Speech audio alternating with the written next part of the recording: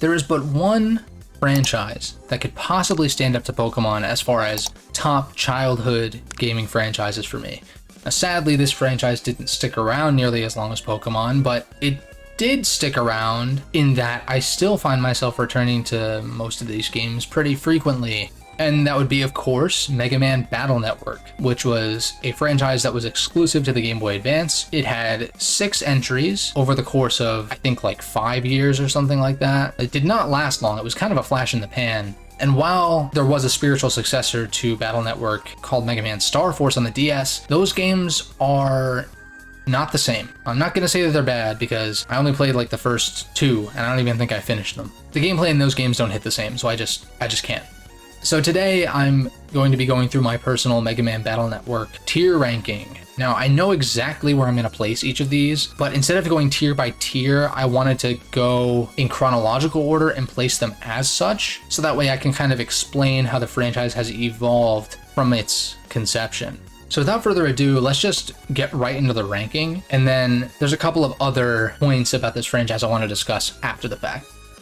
So for those who may not be aware, I'll give a little bit of background. Mega Man started on the NES as a platforming series, and it had a couple of spin-offs, I think, in the 90s. There's like Mega Man Soccer and maybe a couple others. Mega Man Battle Network was unique in that it spawned a non-platforming series, over the course of 6 entries, which, matches the number of Mega Man games on the NES, which I think is kind of a cool nod. Although it would be nice if we got a 7 on a later platform, but we'll get there.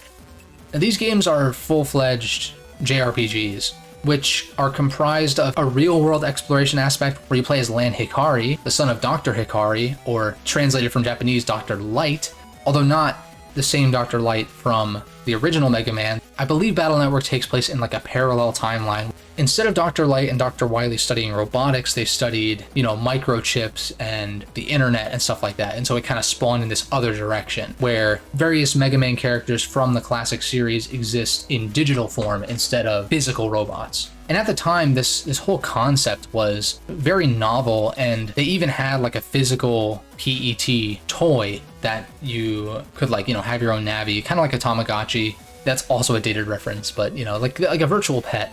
But I'll say the most unique aspect of these games, aside from being, a Mega Man JRPG, is that the combat is real time. So you'll get into random encounters, and then you're put on a 6x3 grid where, half of the field is the enemy field, and half of the field is yours. There are ways to manipulate that, but we'll stick to the basics where, you just move around this grid, you have a regular buster shot, but then every time the gauge at the top fills up, you're able to select various battle chips, which are essentially one-use attacks that you can use in any given battle. And so you have a folder that's comprised of 30 battle chips, and if you were to burn through all of those, you would be out of battle chips for that battle. So you have to construct your folder wisely. There's different synergies and different strategies for building that, but I don't want to get into the intricacies of that for the sake of this video.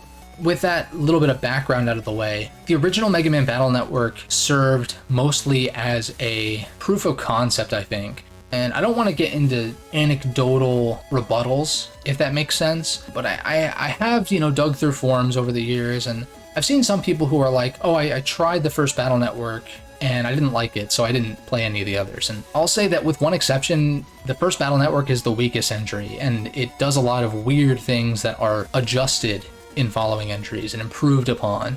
So Battle Network 1 is kind of odd in that you're fully healed after every single battle, and there is no run function outside of a battle chip that you have to put in your folder to escape, which is annoying as fuck. And I'll also say that the environments, and I think that the boss designs and all that kind of stuff, are not nearly the most interesting in the franchise, but that's to be expected as a first entry. So I don't think that the original Battle Network is actively bad, but it is certainly, I'll say that it's the second weakest game in the franchise, because there's one game in this franchise that I think is actively bad that definitely shouldn't have been with where it showed up in the chronology of these releases, but I'll get into that.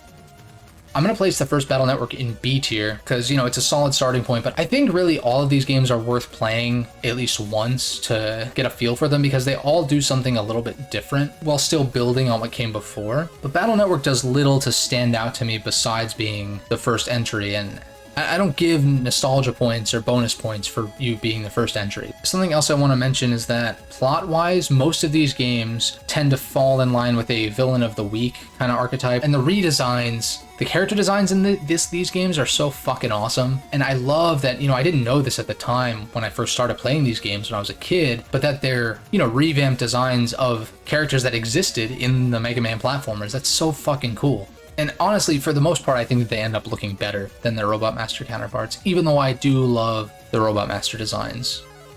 Now, Battle Network 2 does what every good sequel should do and just improves in every regard. The plot still has kind of a villain of the week type thing, but then there's this overarching plot that kind of comes to a head later on, and Lan and Mega Man are kind of putting the pieces together, and you go to more interesting locales, you have a better cast of villains, and the combat is improved upon. So you're no longer healed after every single battle, which I think is a plus. These games can be difficult, but there are ways to get healing items pretty easily to where you don't need to be fully healed after every battle, I don't think. But if you're new to these games, you will die a lot, for sure. There's definitely a learning curve involved. I wasn't even that proficient, not necessarily at the combat, but like building a proficient folder until way later. Well into my teens and even now into my 20s. Going back to these games, I'm like, wow, I was really shit at building folders. But yeah, Mega Man Battle Network 2, the main thing that it introduces is the style change system. I don't know the exact influencing factors, but you have a chance of getting a fire, aqua, elec, or wood style, which, these elements are weak and strong against other elemental enemies and navis. So there's some level of strategy there. You have different charge shots, so like the fire one gives you a flamethrower that goes 3 squares ahead of you. The wind one gives you a tornado that only spawns exactly 2 squares ahead of you, etc., etc. So they have their different pros and cons, different weaknesses. And on top of that, you have different variations on those that either favor mega chips, which are chips that you specifically get from navis. They tend to be more powerful. You're limited to a certain number in your folder. But then there are other perks and stuff like that. I don't know. Again, I can't off the top of my head name like every single style, but there's a lot there. It's a very deep system. Now, I will say that the dungeon design and sometimes the internet exploration aspect of these games can be a little tedious with like one-way escalators and stuff like that. So if you don't know exactly where you're going, it's easy to not necessarily get lost, but kind of get turned around and have to redo an exploration segment again to get to where you're actually trying to go. I'd say that gets better as the series progresses, but these early entries, they're not always great at that. Yeah, Battle Network 2 is really solid, and I personally give it an A tier. Again, it improves on the first one in pretty much every way, but I do think that there are some entries that do certain things better. Moving on to Battle Network 3, there may be just a little bit of nostalgia bias to this because Battle Network 3 was the first one I played, and I believe it was like my second Game Boy Advance game I ever got because I was gifted my Game Boy Advance SP from my parents for Christmas one year when I was like 6 or 7, alongside Pokemon Ruby, which was like a big deal. But for my birthday, which was just a few months after, I think I was given Battle Network 3 white version by a friend. Battle Network 3 starts to do the version differences thing like Pokemon did, although it's not nearly as significant, and I think it's kind of dumb. I also think the version differences in Pokemon are dumb at this point, but the main difference in Battle Network 3 between, in the West, we know them as white and blue version. White was the original Battle Network 3 in Japan, but then in Japan they released a black version, which changed a couple of things, like it palette swapped some things, which were weird, which makes it seem a little bit like not canon in my eyes, but I also just grew up with the standard version, so maybe that's why. But when black version was localized, or when Battle Network 3 was localized to the West, the original Battle Network 3 was changed to white version, and then black version was changed to blue version. So blue is the one that has those like little changes and additions and stuff like that. White version notably has the better Giga chips. It has a chip called Folder Back, which gives you your folder back. So if you run out of all 30 chips, but you use folder back, you get all 30 back, which is broken in competitive. Which I forgot to mention, there is a multiplayer component to these games, but because they're on Game Boy Advance, there's no online, so it died sadly, and I never really got much of a chance to play it even when the games were relevant, just because it was so difficult to set up. Like, not only did you both have to have the games, you both had to have competent folders, be competent players, and have the link cable and all that. It's just like, oh my god, bring it back, please, Capcom, because this gameplay is so fucking good, and not enough games copy it. Battle Network 3, I think, has the strongest plot in all of the games. It does start somewhat villain of the week, but it gets more into the overarching plot a little bit quicker than Battle Network 1 and 2. And it has some really emotional moments, surprisingly, which you wouldn't expect from... I want to choose my words carefully here. I would say that this franchise, from a plot standpoint, is fairly tropey, but I think it's better than just being tropey. Because anime tropes do get tired for me, but I also can appreciate something that kind of has been done before, or like that's a little bit standard, but is just executed really well. And I think Battle Network 3 is that. Like, it's not necessarily anything we haven't seen before, but in the context of Battle Network, it's really special.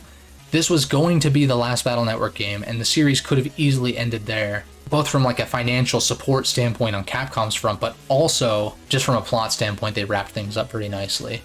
Battle Network 3 also has the style system from 2 expanded a bit. Again, I don't know the exact details, because this was back when games were not like very specific about how certain mechanics work. It kind of had that air of mystery to it. Post-game in Battle Network 3, which there's been post-game in all the Battle Network games, but the post-game specifically in 3 is fucking incredible. Just like some crazy boss fights, an awesome plot context to the post-game area, and also the final like super boss is just, it's just, oh my god, dude. I love Battle Network 3. I'm actually like itching to play it again, just talking about it. It does have some tedium in some of the dungeons and in certain exploration segments. So there's a few portions of the game where, well, let me talk about the Navi customizer first. So this is basically, it's a customizer for your Navi, but you're given this grid and you place different like Tetris pieces into it that give you different abilities, and there's certain restrictions on where you can place certain things. Like you can't have 2 blocks of the same color touching, and the ones with the pattern can't go on the dashed line, but the solid ones have to go on the dashed line. It's a very complex system. So like if you do these things wrong, you'll get certain bugs, which will give you like random negative effects in battle or whatever. And Mega Man will make it very clear. He'll be like, something doesn't feel right. Are you sure you want to quit the Navi customizer? So if you do, there's actually like different codes and shit you can input to circumvent these bugs, which is just nuts. Like the fact that this was all in a Game Boy Advance game when the internet was still like somewhat in its infancy is just crazy to me. And I haven't even like messed around with it all that much. Like it's just such a deep system. I miss when games had that, you know? I just don't feel like we see that much anymore. And if the systems are deep in modern games, it's explained to you outright, which I can appreciate from a, you know, not wasting your time standpoint, but it lacks that special something, you know what I mean?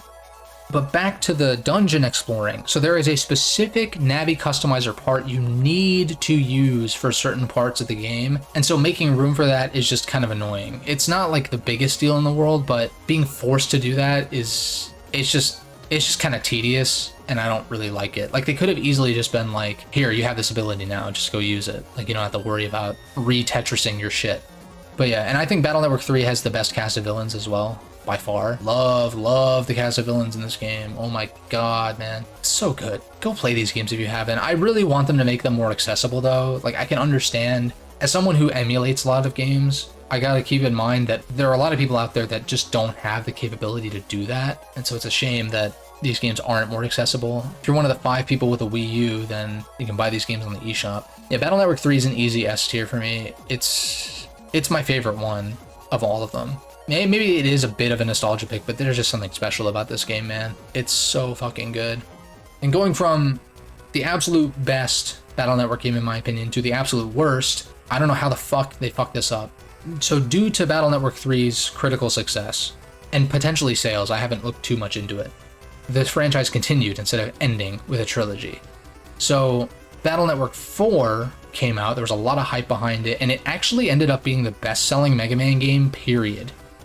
Like, of any mainline or spin-off Mega Man game, this is the best-selling one, and it is the worst one in this franchise, and it fucking killed the franchise, which sucks. Yes, there is a 5 and 6, but because these games were released pretty much annually, and 4 was so bad, 5 and 6 I don't think sold nearly as well, and then it just kind of petered off. Of course, like I mentioned, we got Star Force, but it's not the same. So why is Battle Network 4 so bad, you might ask? Let me start off with the version differences. It's more significant in this game. So Battle Network 4 is based entirely around a tournament arc. There's a tournament arc in Battle Network 3. I think there might be something like that in 2 as well. It's been a second since I played 2. But Battle Network 4 is entirely based around a tournament arc, and the plot is not good, period. I don't want to go into details. It's just not good. It's like barely existent. It's kind of insulting compared to what Battle Network 3 did on a plot front, which, like I said, wasn't anything like especially unique, but the execution was near flawless. So, okay, 4's plot is bad, so what? These games have always been more of a gameplay focus anyway. So the combat is actually pretty good. They ditched the style system in favor of soul unison. So basically, when you defeat certain opponents in the tournament, you gain their double soul, which allows you to sacrifice a specific elemental chip to essentially have a temporary style change, is what it boils down to. Although you're not limited to just one, like you can technically shift into as many as you have. And so the difference between Blue Moon and Red Sun version is the different double souls you can acquire. What's interesting is Red Sun, I believe, has Guts Soul and Roll Soul, which Gutsman and Roll are like two very prevalent returning characters, but this is the only game where you can fight Roll in, period. Gutsman you fight in like pretty much all of them, but the fact that Roll actually does combat in Battle Network 4 I think is cool, but that's like such a small thing. Really, the dungeon design and the execution of the tournament arc is what kills this game. You're really intended to play Battle Network 4 multiple times over, because you have a chance of not encountering every opponent your first time through, and so you have to New Game Plus it to encounter all the opponents, and then I don't know exactly what triggers the final scenario, but it's just stupid. And what they could have done, and what I wish they would have done, and I'll admit that I got this idea from another YouTube channel who covered these games very much in depth. I don't have the patience to do that shit, but he mentioned, like, why not have one version of Battle Network 4 where each run of the game you have a different combination of double souls to acquire, because all of them are accessible. But instead of potentially getting no double soul in a certain round of the tournament, you could just get a different one from your last playthrough, making the combat and the way that you fight the bosses throughout the game different and unique, and it would make a more replayable Battle Network game. Granted, the plot's still shit, but at least like there would be some uniqueness and deviation in the replays instead of just kind of being the same thing over and over again, if you catch my drift. Because each round of the tournament has, like, depending on who you're facing, you end up doing like these little side stories, which most of them are not that great, but at least there'd be some variety there if they combine them instead of locking them between versions, and then, you know, maybe you get the double soul you want, maybe you don't. It's just weird. It's a really weird game. It's a shame. And yeah, like I said, it killed the franchise essentially. Not immediately, but slowly. And yeah, it's actively bad. It's like an actively bad game. The first Battle Network is like kind of not great, but it's the first entry, so I give it a slight pass. But 4, like, after the peak that was 3, there's no excuse. There's literally no excuse. Also, the localization in these games is sometimes not great, but in 4 it's especially noticeable that it's not it. Just so weird, dude. I don't understand. Battle Network 5 is somewhat of a controversial entry. This game is like a better version of Battle Network 4, essentially, where you still have Soul Unison, but instead of a shitty tournament arc that you're supposed to play over and over again, you have an actual plot line more akin to the earlier games, where you're forming a team to take down, you know, the evil team, essentially, or whatever. And so this one is split between Team Colonel and Team Proto Man. I'm Team Colonel, 1000%. I've played Team Proto Man, love Proto Man as a character, and the design is so fucking sick. But first of all, Team Colonel ends up being the canonical version come Battle Network 6. And second, I like the team members of Team Colonel better, and they make more sense in the context of the plot. If you've played these games, you kind of get what I'm saying. I just don't want to spoil anything or get into details. The thing that makes or breaks Battle Network 5 for people is liberation missions, which are these like pseudo-tactical, I would say almost Fire Emblem-esque missions that are required for the plot. And so like each time you recruit a character, you have a new liberation mission. Each character has different abilities they can use in like the top-down overworld scenario to clear panels on your way to the boss, and your goal ultimately is to beat the boss, and once you do that, it clears the liberation mission. And if you clear them in a certain number of turns, you get like different bonuses and stuff like that. So there's incentive to clear them fast and efficient. Something unique about combat in liberation missions: activate a panel and it'll trigger like a traditional combat scenario. Now, the one downside to this is that some characters are better at taking out certain types of enemies, but you don't know what types of enemies you're going to get in a particular combat encounter. So like Nightman, for instance, an early recruit in Team Colonel, his charge shot only hits exactly in a circle around him, so he doesn't have a great ranged attack. So if your chip selection for that combat encounter is shitty, then you kind of get screwed because you only have 3 rounds of combat to clear an encounter, otherwise you fail the encounter. And you know, when the gauge at the top fills up, usually you have the option to not trigger it right away, but in Liberation missions it auto triggers. So you're actually on a timer. So there's an element of strategy, but there's also somewhat of an element of RNG there that I could see people not liking. I personally like the Liberation missions. I don't think that they're executed perfectly by any means. And I think that revisiting these games makes them easier because you can kind of like figure out the critical path, because there are later ones where you need to clear specific panels to get keys that unlock these barriers, and that's the only way. But if you don't know where the keys are, you kind of have to just like shoot in the dark constantly. But if you do know where they are, you can clear them really quick. I'm a little biased in that way where like I know where the keys are. You can obviously look up maps. Like if you really don't like these missions, just look up a map and you'll be able to figure it out pretty easily and clear them pretty efficiently. And they're not that bad at that point, assuming that you have a decent folder and don't get screwed with just the enemy encounters, I guess. For me, they make for fun challenges, but I can totally 100% see why the Liberation missions make Battle Network 5 some people's least favorite. But overall, I do like them, and I think that the soul unisons, the double souls in these games are impeccable. I think the cast of villains is kind of weak, specifically from a design standpoint. I don't really care for them, but from a combat standpoint, they are good. The dungeons are cool. The plot is pretty interesting for the most part. I'd say there is a point, like not too far into the game, where you have to play as either Colonel or Proto Man, and that can get a little bit tedious because you're like, I want to play as Mega Man and use the double souls, but you can't for a little while, for one scenario and one dungeon. Not the end of the world, but it just kind of feels bad in context. But once you get through that, the game really hits its stride. I put Battle Network 5 in S tier as well, but not quite to the point of Battle Network 3. Battle Network 6 was the final entry, and this one has similar version differences to 5. Now, they ditched the double soul mechanic for crosses, but they basically function the same. I should also mention the double souls, you're limited, I think, to 3 turns, whereas crosses, I think you stay in the cross form indefinitely, maybe, or maybe I'm getting that mixed up. I don't remember exactly, but you pick the crosses from a menu instead of sacrificing chips. But the X factor for 6 is the Psybeast transformations. So in Psybeast Gregor, you turn into Gregor, which is like a wolf-looking wolf-looking Psybeast. And then Falzar is like a eagle, or like, bird of prey looking Psybeast. I personally played Gregor version growing up, and I've tried Falzar, but I don't find the crosses as fun to use in Falzar. The Psybeast transformations do operate different enough. Generally, people tend to say that Gregor is more like power brute force oriented, whereas Falzar is more tactical. It's hard for me to say necessarily either way because I'm just not as familiar with the Falzar version. But Gregor, I will say that it is pretty easy to just like fucking brute force your way through. And that's kind of tends to be more my style anyway, is just like pure offense when it comes to games like this. And not only do you have the Psybeast transformations on their own, but you can combine them with crosses, with Heat Cross and the Gregor Psybeast transformation.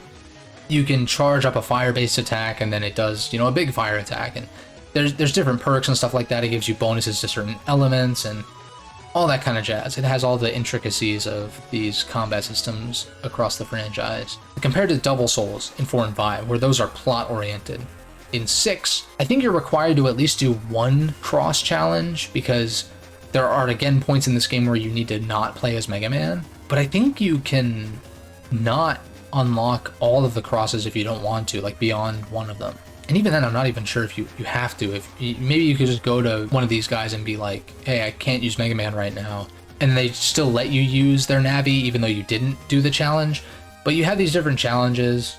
They range in what you're doing in difficulty. It's usually something like, there's some kind of gimmick in the internet world. Either you're avoiding, flying enemies in the overworld, or you're trying to like clear fires and obstacles and stuff. And it just kind of depends. They're mostly harmless, but some of them are a little tedious.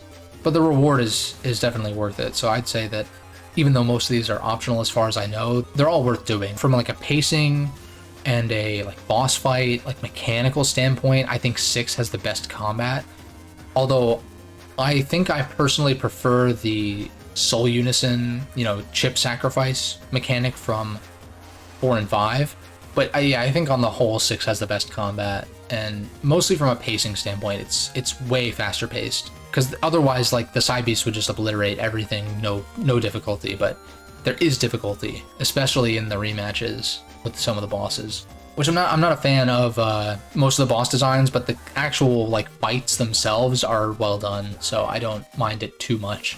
And from a plot standpoint, now this one is a bit of a slower start, I'd say. It still does the villain of the week thing to start, but I don't think the plot really gets interesting really at all until probably more than halfway through. It's hard for me to pinpoint exactly how far into the game that is, but really once you have access to all the crosses, that's when the plot really actually gets interesting, and it ties back into older games, and you have some interesting revelations and stuff like that. I will say that the villain of the week scenarios are somewhat high stakes, but it just kind of feels like been there, done that in a lot of cases. Personally, I'd put 6 in A tier, right above 2. Now, beyond the actual tier list, we are bound to get a Mega Man Battle Network Legacy Collection like any fucking day now. I don't know what's going on. Capcom had mentioned something about them wanting to celebrate Battle Network's 20th anniversary, which was last year in March. But I think because of, the worldwide circumstances that we were all having to deal with, it got pushed to some degree. But, it's been an additional year since they mentioned it, and still nothing. But, they did the Mega Man Legacy Collection, I think in 2015 or something, which was Mega Man 1 through 6 from the NES. Then in 2017, they did the Mega Man Legacy Collection 2, which was Mega Man 7 through 10. And then, of course, they released Mega Man 11 the following year. But then they did the Mega Man X Legacy Collection 1 and 2, which were X 1 through 4, and then 5 through 8.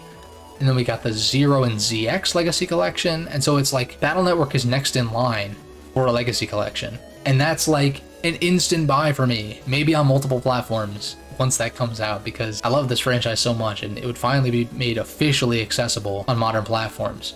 Now, a few things that I hope that they add or change. Of course, there would be the ability to choose between the different versions. I really hope they don't split these games up. I hope that it's not like a 1 through 3 and then a 4 through 6. It wouldn't be the end of the world if they did it that way, because these games kind of are split up into 2 trilogies, especially with the way that 3 wraps up. But just put all 6 in the same collection, for Christ's sake, even if you have to charge more for it. I do think it'd be cool if they made that change to Battle Network 4, like I mentioned, where they just make it one version, but that seems like a lot of work to do for a collection where they typically just port the games over. Something from the Virtual Console versions is like certain chips that you had to trade between versions were just made accessible in the end game, so I'm sure that that'll be added. But the big one for me is online multiplayer.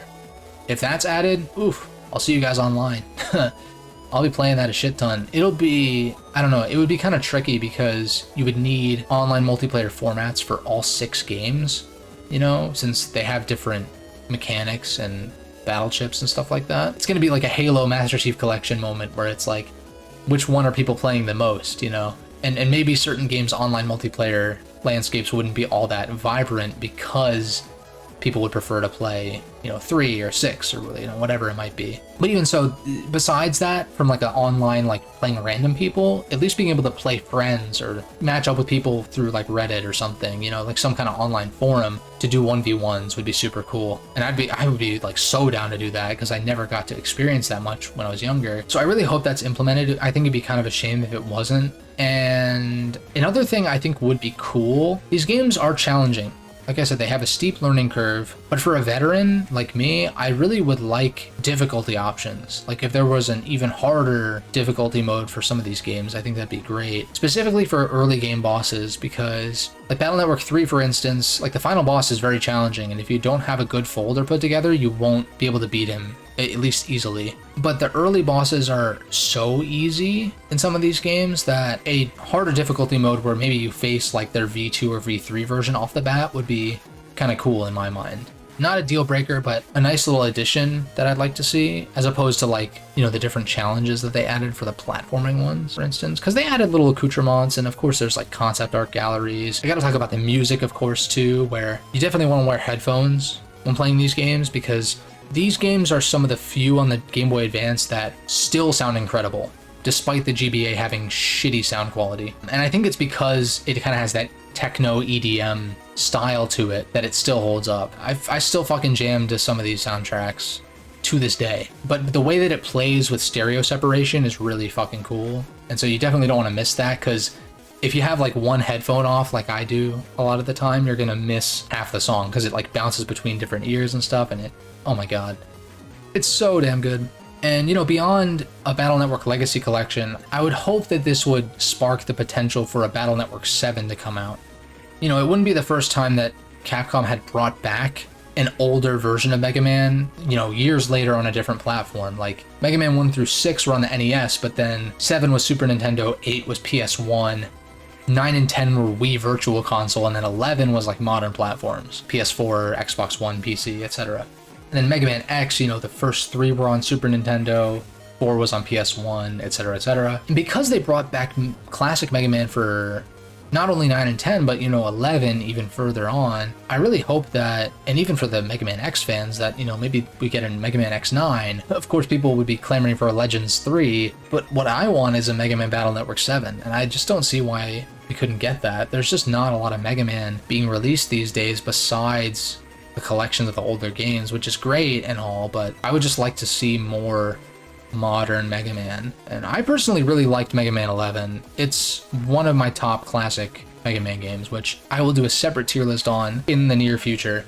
But I really like that game, so I think that Capcom still has what it takes to make quality Mega Man titles in this day and age. They just haven't been. I believe this year is Mega Man's 35th anniversary. Yeah, the original Mega Man released in December of 1987, so yeah, 35 years. So the chances of us seeing some new Mega Man content this year, I think, are pretty high. But again, you would have thought that the Legacy Collection would have released last year for Battle Network, and it didn't. So I think there's no doubt that it will happen. It's just a matter of when, but like, please give us the goods, Capcom. Anyway, I feel like this video's gone on long enough. I really fucking love this franchise, this sub-series, if you will. I think it's a shame that it doesn't get the love it deserves. Of course, if your introduction to it was either the first game or the fourth game, you know, being the best-selling Mega Man game ever, try the other ones, for the love of God, because those are the 2 worst ones in my opinion, as someone who's been playing these games for decades.